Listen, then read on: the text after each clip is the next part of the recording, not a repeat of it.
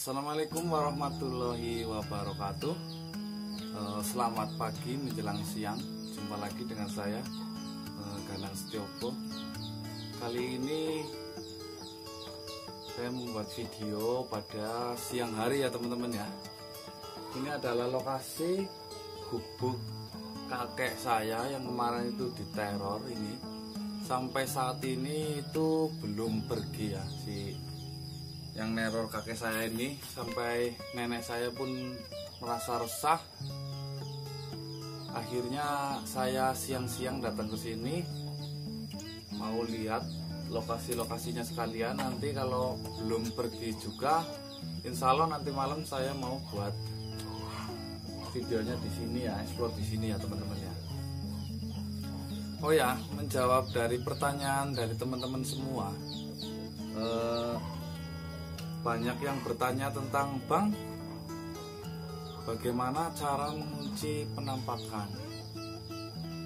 Bang, bagaimana cara mendapatkan penampakan? Oke ya teman-teman ya, pertanyaan itu sering kerap muncul, makanya saya akan menjawab satu persatu ya. Ya intinya yang inti saja. Di sini saya tidak bermaksud bertujuan untuk menggurui. Saya hanya untuk berbagi ilmu ke teman-teman semua ya. Barang siapa tahu nanti bisa teman-teman amalkan di rumah sendiri atau dimanapun ya. Karena saya bukan pamer atau bukan gimana-mana ya. Karena saya cuma pengen berbagi saja ya. Juga video-video dari saya tidak bermaksud untuk melecehkan pihak manapun atau membodohi pihak manapun ya. Karena video saya buat dengan cara saya sendiri, dengan saya diberi fadilah sama Allah ya, seperti itulah saya cara menyampaikannya ya teman-teman. Saya juga tidak menuntut kepercayaan dari siapapun, karena kalau saya bilang video saya ini hanya 100% real, nanti banyak haters.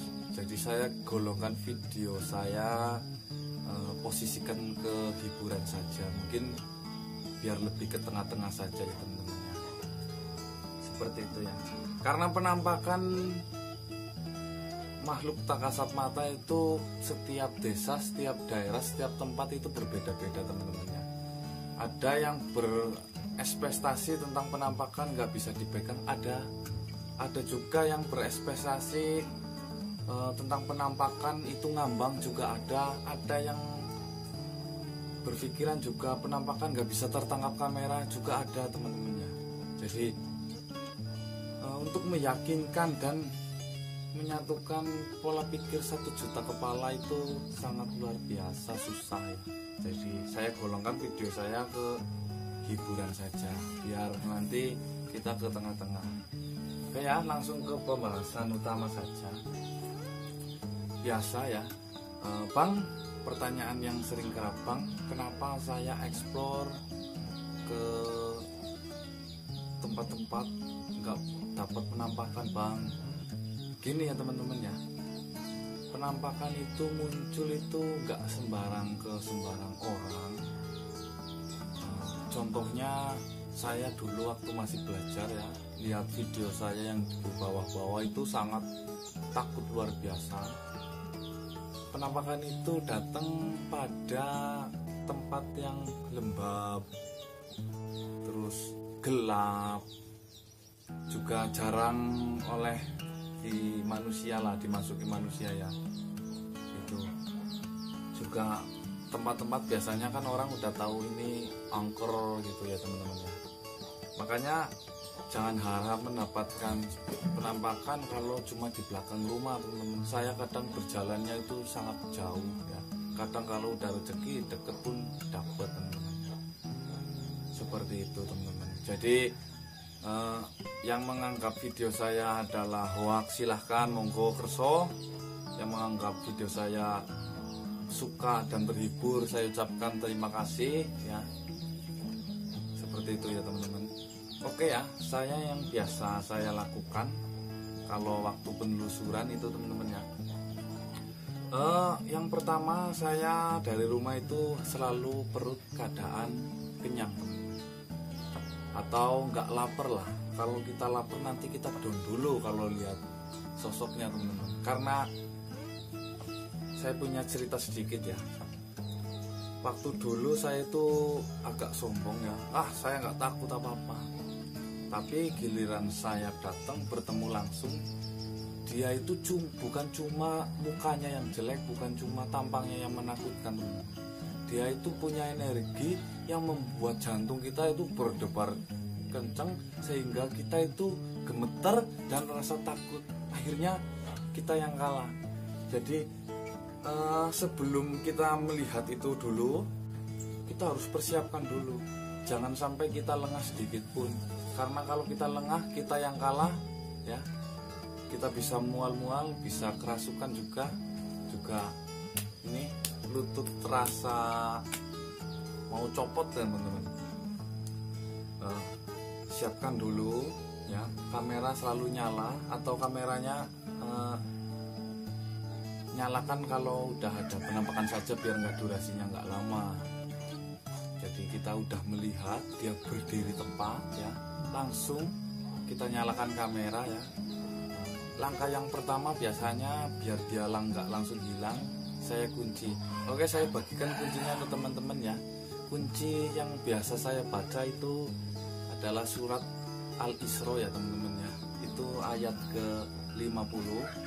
Itu biasanya saya baca sebanyak 3 kali. Terus saya sambung dengan surat Al-Furqan itu ayat 23. Dan jangan lupa basmalah dulu membacanya ya. Begitu ada penampakan langsung kita deketin. Biasanya dia langsung menghilang, tapi kita langsung kunci saja. Bacakan 3 kali, lanjut surat Al-Furqan ya, ayat 23. Ingat-ingat itu teman-teman. Surat Al-Isra ayat 50 sebanyak 3 kali, dan surat Al-Furqan ayat 23 itu disambung ya. Mungkin bagi anak-anak pondok sudah nggak iseng lagi dengan ini ya, karena dulu waktu mondok itu penampakan itu buat mainannya, mungkin anak-anak pondok udah paham semua tentang ini. Jadinya ya saya hanya berbagi ke yang belum tahu saja, siapa tahu bisa bermanfaat ya. Bagi yang sudah tahu, mohon koreksinya buat saya. Selanjutnya, kalau kita sudah melihat dengan jelas, itu paling lama itu 10 menit lah. Jangan lama-lama, kasihan. Karena dia masuk ke hukum kita itu, masuk ke dunia kita itu sama saja kita menyelam di air teman-teman. Jadi sehebat-hebatnya kita kalau di air itu nggak ada apa-apanya ya. Paling lama berapa menit sih kita tenggelam di air. Begitu juga dia masuk ke alam kita, kena hukum kita. Jadinya dia mau hebat kalau udah padat, bahkan dipukul, bahkan dicekek pun ada hadisnya itu. Jadi banyak yang tanya, kata mana ada penampakan bisa dipegang, coba ngajinya di lebih dalam lagi. Jadi enggak apa namanya ya, penampakan makhluk halus, coba ngajinya cari-cari hadis lagi lah. Seperti itu teman-teman ya. Begitu kita kunci, dia cuma gerak-gerak, nggak ngapa-ngapain, mungkin dia cuma meludah atau ngapain lah, cuma itu. Selanjutnya kalau kita udah melihat jelas, kita udah puas ya, kita lanjut dengan lepas kuncinya surat Anas ya teman-teman.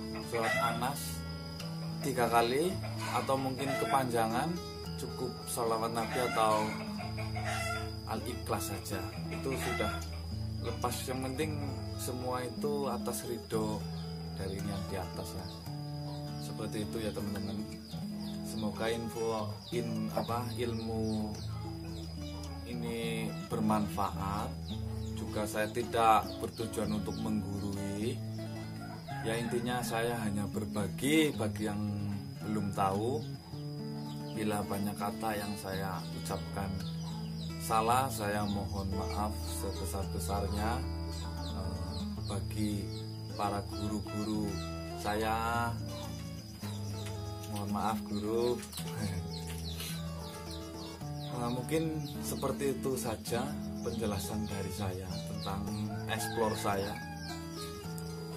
Kurang lebih seperti itulah teman-teman.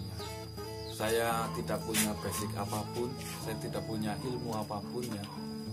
Saya hanya modal tanamkan dalam hati la ilaha illallah Muhammadur Rasulullah, dan bertujuan untuk menghibur teman-teman semua. Seperti itu ya teman-teman. Mungkin barangkali ada yang merasa cocok dengan yang saya sampaikan, bisa tinggalkan like-nya. Bagi yang mungkin beda pendapat dengan saya, silahkan dislike saja atau tinggalkan saja, nanti biar tidak ada kesalahpahaman ya, karena ilmu-ilmu seperti ini lain lubuk, lain pula isinya teman-teman. Jadi lain, mungkin bisa dikatakan lain guru, lain ajaran gitu. Itu semua hanya versi saya sendiri ya. Oke teman-teman ya, hormat saya Ganes Doko, salam misteri, tralala trilili sekala-kala.